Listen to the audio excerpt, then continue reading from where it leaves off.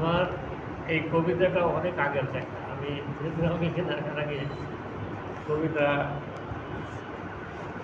লেখা আমি তো প্রায় ছেড়ে দিয়েছি, এখন গদ্য সাহিত্যের দিকে মনোযোগ দিয়েছি। তবু আমার অনেক আগের লেখা কিছু ছিল, সেই লেখা থেকে আমি একটা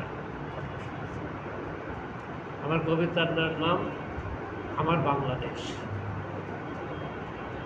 প্রথম জীবনে গোলাপ কুড়িদের পেয়েছি অনেক দেখা, অজ্ঞানতার কুর্সিতে বসে হয়নি তার ইতিহাস লেখা।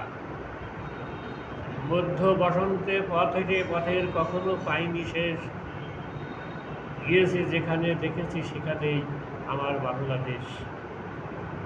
নদী তীরে দাঁড়িয়ে দেখেছি আমি বাঁশবাগানের গেয় ঘাট, স্নানেরত কিশোরী বধূর হরিণী নয়নে ফসলের খোলা মাঠ। কলসি কাকে ভেজা কাপড়ে বধূ ধীর পায়ে যায় হাঁটি, চরণের ছোঁয়ায় ছন্দ দলে ধন্য করে দেশের মাটি।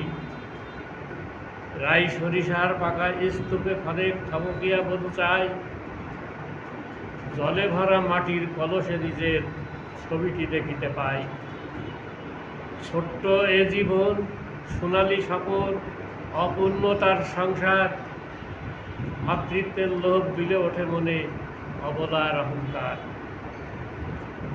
ওয়াতির মতন শ্যামলিয়া এদেশ, সোনালি ঘুমটা টানি, দাঁড়ায় রয়েছে কুয়াশার সকাল, নীরবতার হাতছানি। যতদূর চোখ যায় মুসুরির ক্ষেত আর ছোলা মটরের বন, ঘুমিয়ে রয়েছে পুয়াতির পেটে 7টি রাজার বন।